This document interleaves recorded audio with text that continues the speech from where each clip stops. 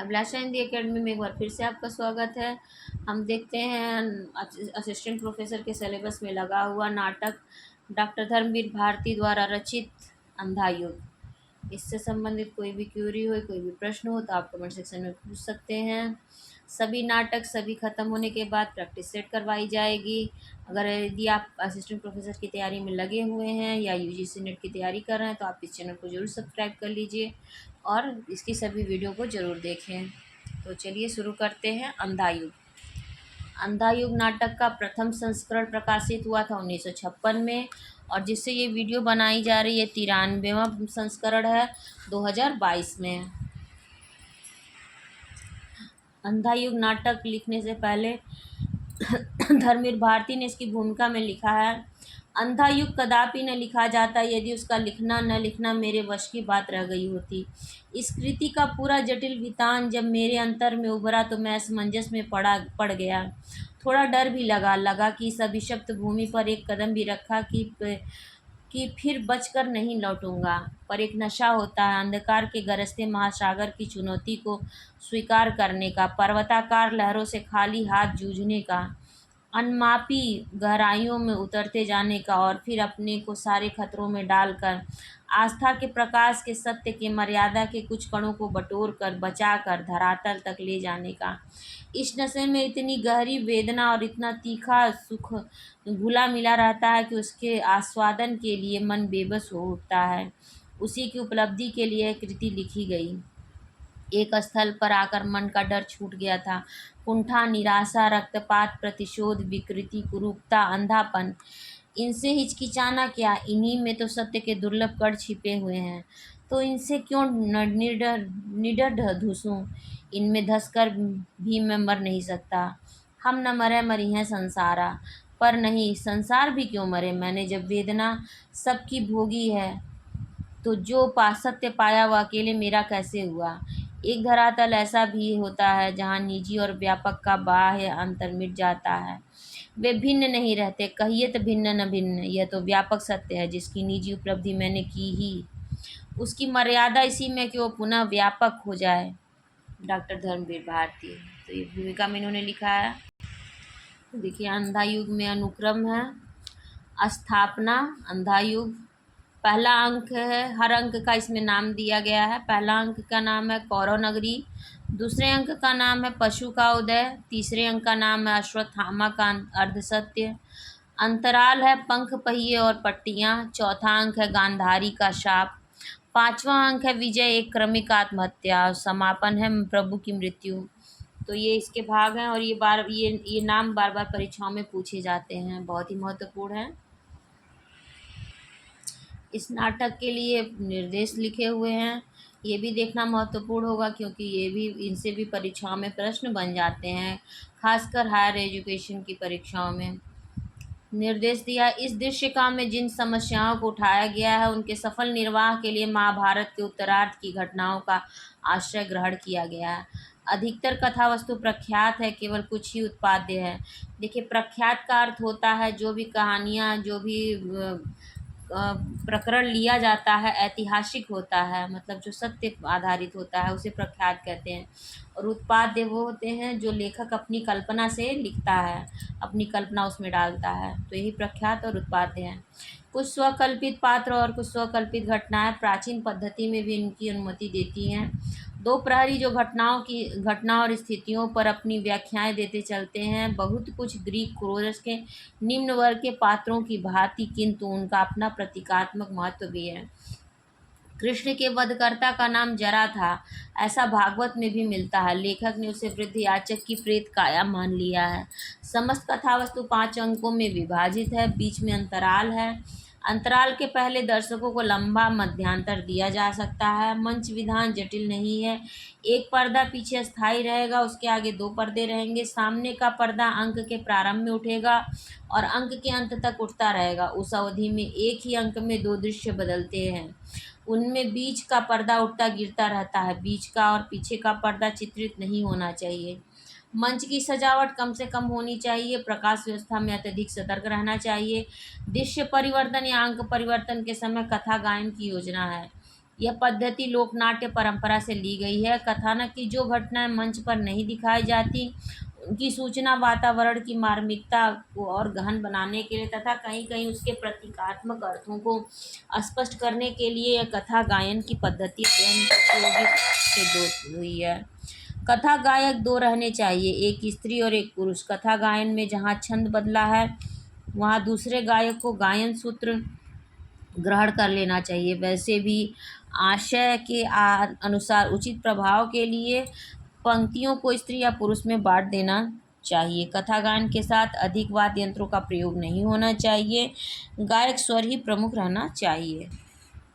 संवाद मुक्त छंदों में है और अंतराल में कितने प्रकार के छंद योजना से मुक्त वृत्तग्रंथि गद्य का भी प्रयोग किया गया है। वृत्तगंधी गद्य की ऐसी पंक्तियां अन्यत्र भी मिल जाएंगी। लंबे नाटक में छंद बदलते रहना आवश्यक प्रतीत हुआ, अन्यथा एक रास्ता आ जाती। कुछ स्थानों को अपवाद स्वरूप छोड़ दे तो प्रहरियों का सारा वार्तालाप एक निश्चित लय में चलता है, जो नाटक के आरंभ से अंत तक लगभग एक सी रहती है। अन्य पात्रों के कथोपकथन में सभी पंक्तियां एक ही लय की हो यह आवश्यक नहीं। जैसे बार बार बोलने के लिए कोई मुंह खोले किंतु उसी बात को कहने में मन में भावनाएं कई बार करवटें बदल लें, तो उसे संप्रेषित करने के लिए लय भी अपने को बदल लेती है। मुक्त छंद में कोई लिरिक प्रवृत्ति की कविता अलग से लिखी जाए तो छंद की मूल योजना वही बनी रह सकती है, किंतु नाटकीय कथन में इसे मैं बहुत आवश्यक नहीं मानता। कहीं कहीं लय का यह परिवर्तन मैंने जल्दी ही किया है। उदाहरण के लिए पृष्ठ संख्या 79-80 पर संजय के समस्त संवाद एक विशिष्ट लय में तथा पृष्ठ 81 पर संजय के संवाद की लय अकस्मात बदल जाती है।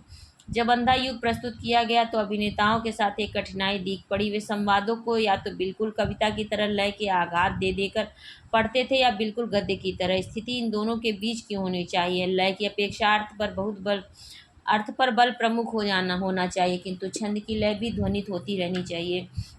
अभी इस प्रकार के नाटों की परंपरा का सूत्रपात हो ही रहा है, किंतु छंदात्मक लय, नाटकीय कथन और अर्थ पर आग्रह का जितना सफल समन्वय अश्वत्थामा की भूमिका में श्री गोपालदा ने अंधायुग के रेडियो रूपांतर में प्रस्तुत किया है, और उसमें volume, undertone, overtone, overlapping tone, स्वरों के कंपन आदि का जैसा उपयोग किया है, वह न केवल इन गीति नाट्यों वरन समस्त नई कविता के प्रभावोत्पादक पाठ की अमित संभावनाओं की ओर संकेत करता। मूलतः यह काव्य रंगमंच की दृष्टि में रखकर लिखा गया था। यहाँ वह उसी मूल रूप में छापा जा रहा है। लिखे जाने के बाद इसका रेडियो रूपांतर भी प्रस्तुत हुआ, जिसके कारण इनके संवादों की लय और भाषा को मानने में काफ़ी सहायता मिली। मैंने इस बात को भी ध्यान में रखा है कि मंच विधान को थोड़ा बदल कर एक खुले मंच वाले लोक नाट्य में भी परिवर्तित किया जा सकता है। अधिक कल्पनाशील निर्देशक इसके रंगमंच को प्रतीकात्मक भी बना सकते हैं।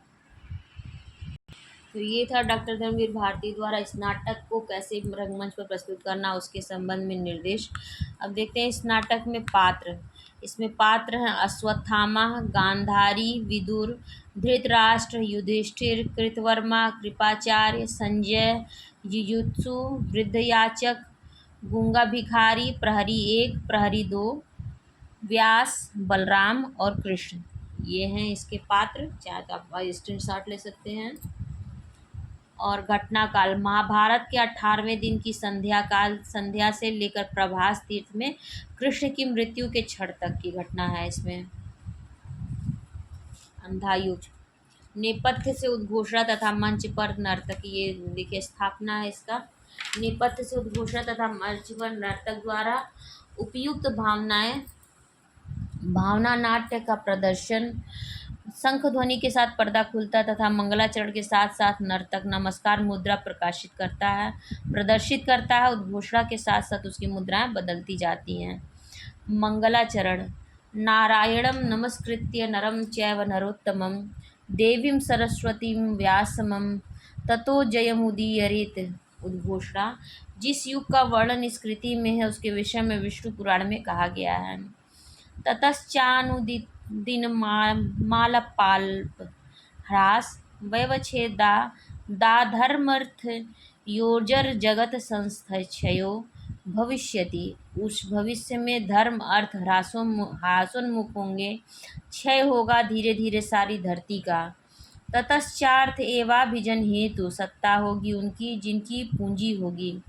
कपट वेश धारण में महत्व हेतु जिनके नकली चेहरे होंगे केवल उन्हें महत्व मिलेगा। एवं चातिलुब्धक राजा महाशैला नाम मंतरद्रोणी प्रजा संश्रयस्वन्ति। राजशक्तियाँ लोलुप होंगी, जनता उनसे पीड़ित होकर गहन गुफाओं में छिप छिप कर दिन काटेगी। गहन गुफाएं वे सचमुच की या अपने कुंठित अंतर की। गुफाओं में छिपने की मुद्रा का प्रदर्शन करते करते नर्तक नेपथ्य में चला जाता है। युद्धोपरांत यह अंधा युग अवतरित हुआ जिनमें स्थितियाँ, मनोवृत्तियाँ, आत्माएं सब विकृत हैं। है एक बहुत पतली डोरी मर्यादा की, पर वह भी उलझी है दोनों ही पक्षों में।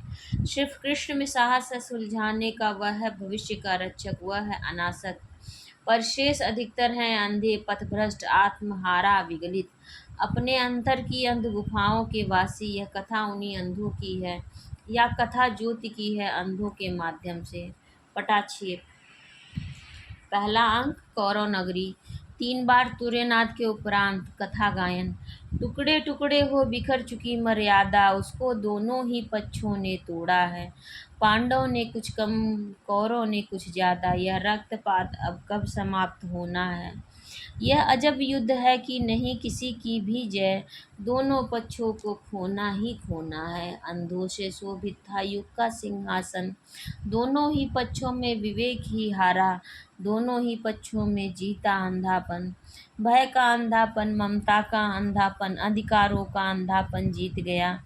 जो कुछ सुंदर था, शुभ था, कोमलतम था, वह हार गया। द्वापर युग बीत गया, पर्दा उठने लगता है। इस महायुद्ध के अंतिम दिन की संध्या है छाई, चारों ओर उदासी गहरी। कौरव के महलों का सोना गलियारा है, घूम रहे केवल 2 बूढ़े प्रहरी।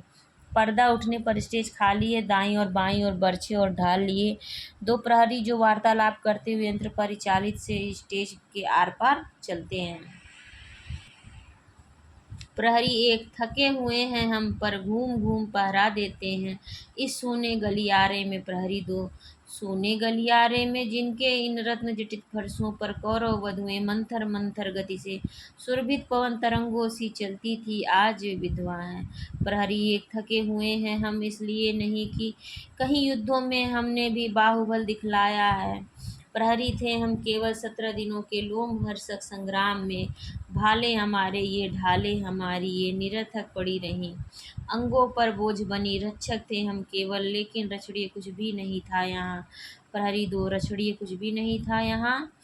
संस्कृति थी यह एक बूढ़े और अंधे की, जिनकी संतानों ने महायुद्ध घोषित किए, जिनके अंधेपन में मर्यादा गलित अंग वेश्या सी प्रजाजनों को भी रोगी बनाती फिरी। उस अंधी संस्कृति, उस रोगी मर्यादा की रक्षा हम करते रहे 17 दिन। प्रहरी 1, जिसने अब हमको थका डाला है। मेहनत हमारी निरर्थक थी, आस्था का, साहस का, श्रम का, अस्तित्व का हमारे कुछ अर्थ नहीं था, कुछ भी अर्थ नहीं था। प्रहरी 2, अर्थ नहीं था, कुछ भी अर्थ नहीं था जीवन के अर्थहीन सूने गलियारे में। पहरा दे देकर अब थक चुके हैं हम, अब थक चुके हैं हम। चुप होकर वे आर पार घूमते हैं। सहसा स्टेज पर प्रकाश धीमा हो जाता है, नेपथ्य से आंधी की सी ध्वनि आती है। एक प्रहरी कान लगाकर सुनता है, दूसरा भौहों पर हाथ रखकर आकाश की ओर देखता है। प्रहरी 1, सुनते हो कैसी ध्वनि है यह भयावह? प्रहरी 2, सहसा अंधियारा क्यों होने लगा? देखो तो दिख रहा है कुछ? प्रहरी 1, अंधे राजा की प्रजा कहाँ तक देखे, दिख नहीं पड़ता कुछ। हाँ शायद बादल है। दूसरा प्रहरी भी बगल में आकर देखता है और भयभीत उठता है। प्रहरी 2, बादल नहीं है, वे गिद्ध हैं, लाखों करोड़ों पाखे खोले पंखों की ध्वनि के साथ स्टेज पर और भी अंधेरा। प्रहरी 1, लो सारी कौरव नगरी का आसमान गिद्धों ने घेर लिया। प्रहरी 2, झुक जाओ, ढालों के नीचे छिप जाओ, नरभक्षी हैं वे, गिद्ध भूखे हैं। प्रकाश तेज होने लगता है। प्रहरी 1, लो ये मुड़ गए कुरुक्षेत्र की दिशा में। आंधी की ध्वनि कम होने लगती है। प्रहरी 2, मौत जैसे ऊपर से निकल गई। प्रहरी 1, अपशकुन है भयानक, वह पता नहीं क्या होगा। कल तक इस नगरी में। विदुर का प्रवेश बाईं ओर से। प्रहरी ये कौन है? विदुर मैं हूँ। विदुर देखा धृतराष्ट्र ने, देखा यह भयानक दृश्य। प्रहरी एक देखेंगे कैसे, वे अंधे हैं, कुछ भी क्या देख सके अब तक वे। विदुर मिलूंगा उनसे मैं, अपशकुन भयानक है, पता नहीं संजय क्या समाचार लाए आज। प्रहरी जाते हैं। विदुर अपने स्थान पर चिंतातुर खड़े रहते हैं। पीछे का पर्दा उठने लगता है। कथा गायन है। कुरुक्षेत्र से भी कुछ खबर न आई, जीता या हारा, बचा कुचा कौरव दल। जाने किसकी लोथों पर जा उतरेगा यह नर भक्षी गिद्धों का भूखा बादल। अंतःपुर में मरघट की सी खामोशी, कृष्ण गांधारी बैठी है शीश झुकाए। सिंहासन पर धृतराष्ट्र मौन बैठे हैं, संजय अब तक कुछ भी संवाद न लाए। पर्दा उठने पर अंतःपुर कुशासन बिछाए सादी चौकी पर, गांधारी एक छोटे सिंहासन पर चिंतातुर। धृतराष्ट्र विदुर उनकी ओर बढ़ते हैं। धृतराष्ट्र कौन? संजय? विदुर नहीं, मैं विदुर हूँ महाराज। विवल है सारा नगर आज, बचे कुचे जो 10-20 लोग कौरव नगरी में हैं, अपलक नेत्रों से कर रहे प्रतीक्षा हैं संजय की। कुछ क्षण महाराज के उत्तर की प्रतीक्षा कर। महाराज चुप क्यों हैं इतने आप? माता गांधारी भी मौन है। धृतराष्ट्र विदुर जीवन में प्रथम बार आज मुझे आशंका व्यापी है। विदुर आशंका आपको जो व्यापी है आज, वह वर्षों पहले हिला गई थी सबको। धृतराष्ट्र पहले कभी भी तुमने यह नहीं कहा। विदुर भीष्म ने कहा था, गुरु द्रोण ने कहा था, इसी अंतःपुर में आकर कृष्ण ने कहा था, मर्यादा मत तोड़ो, तोड़ी हुई मर्यादा कुचले हुए अजगर सी। गुंजालिका में कौरव वंश को लपेट कर सूखी लकड़ी सा तोड़ डालेगी। धृतराष्ट्र समझ नहीं सकते हो विदुर तुम।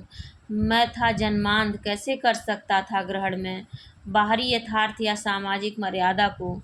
विदुर जैसे संसार को किया था ग्रहण अपने अंधेपन के बावजूद। धृतराष्ट्र पर वह संसार स्वतः अपने अंधेपन से उपजा था।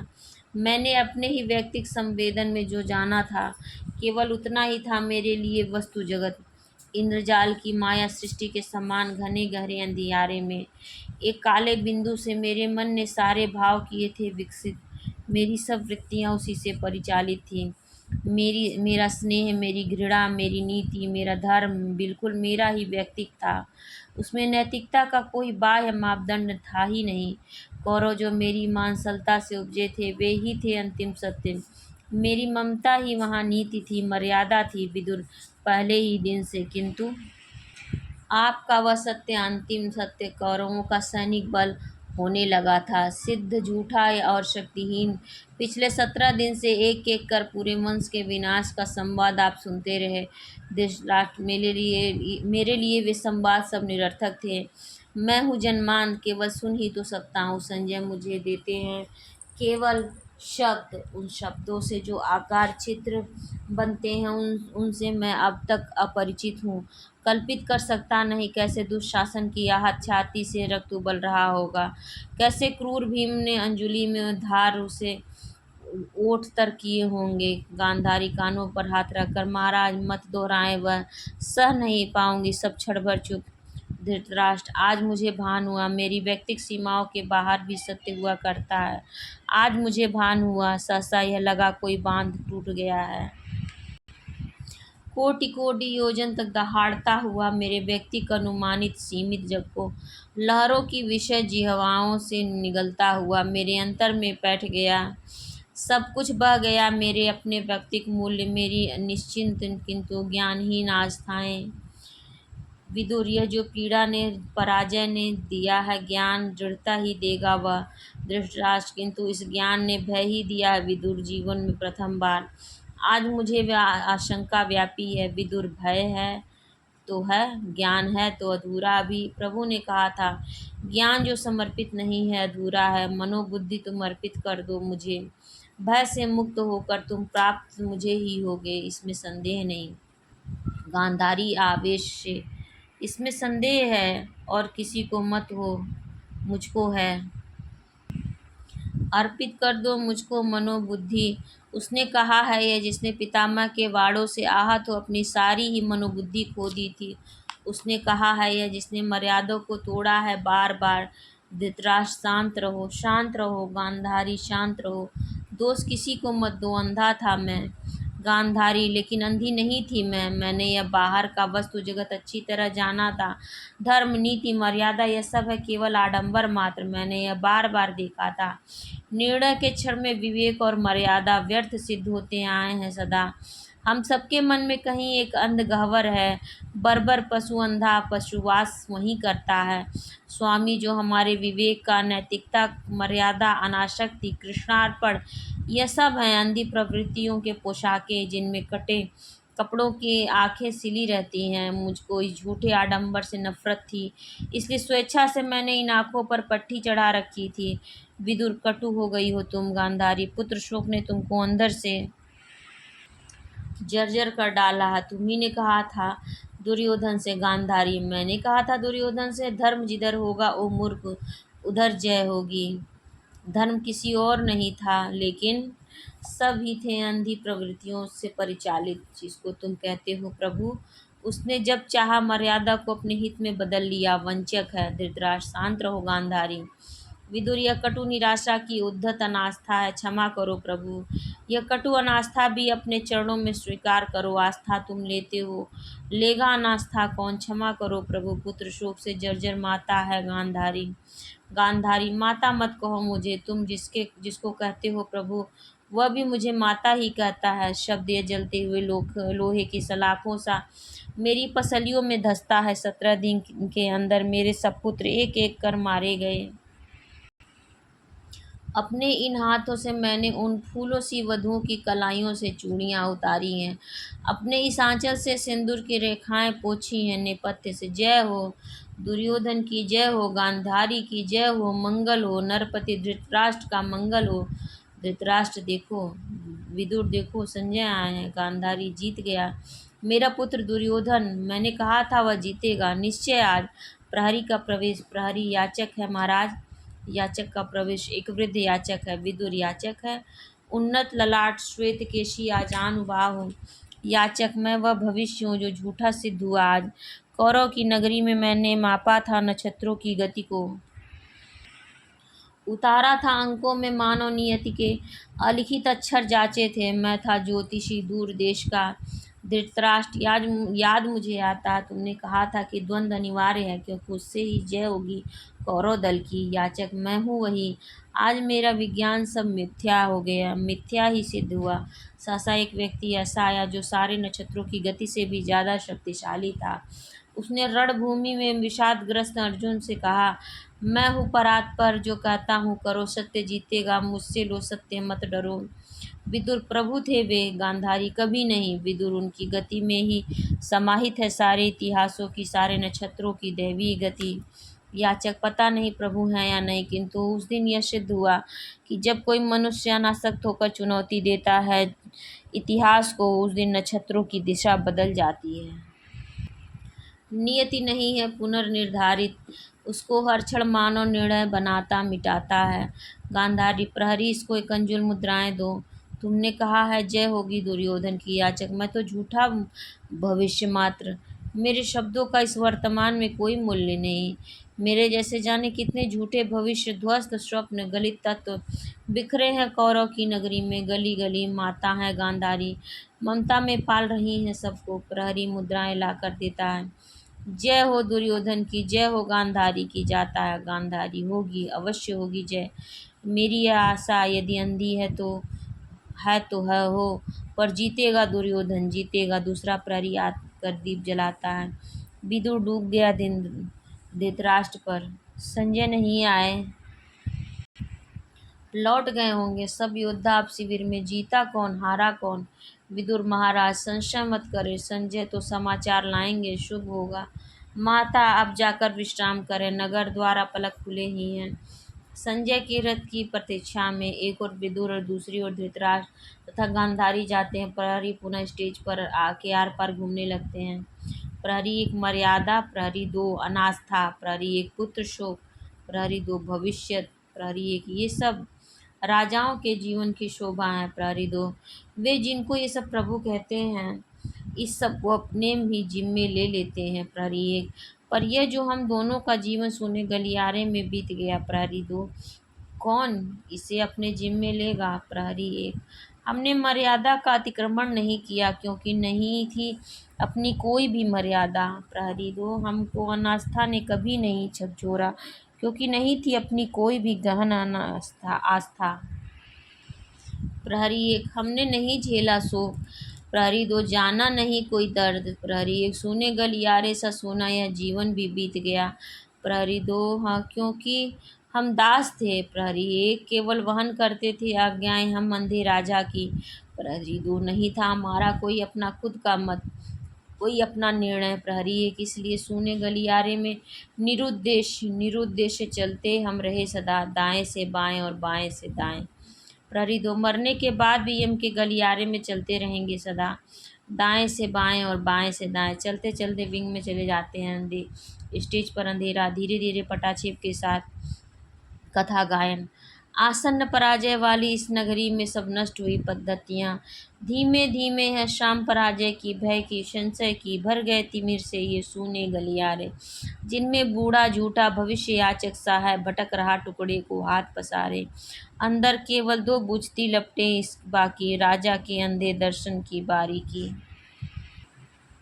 या अंधी आशा माता गांधारी की, वह संजय जिसको यह वरदान मिला, वह अमर रहेगा और तटस्थ रहेगा, जो दिव्य दृष्टि से सब देखेगा समझेगा, जो अंधे राजा से सब सत्य कहेगा, जो मुक्त रहेगा ब्रह्मास्त्रों के भय से, जो मुक्त रहेगा उलझन से संशय से, वह संजय भी इस मोह निशा से गिरकर है भटक रहा जाने किस कंटक पथ पर।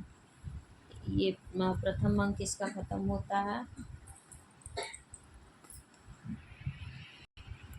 ये दूसरा अंक है पशु का उदय। वीडियो काफ़ी लंबी हो चुकी है इसलिए मैं इसको यहीं विराम दे रही हूँ। इसके अगले भाग में दूसरे अंक से शुरुआत होगी। तब तक यदि कोई प्रश्न हो तो आप पूछ सकते हैं। आपको यहाँ पर नेट JRF और असिस्टेंट प्रोफेसर तथा TGT PGT के सभी सिलेबस की सभी वीडियो आपको तैयारी के लिए मिलेगी। यदि कोई प्रश्न हो, पहली बार चैनल पर आया है तो जरूर सब्सक्राइब कर लीजिए और अपने एजुकेशनल ग्रुप में इसे ज़रूर शेयर करें। धन्यवाद।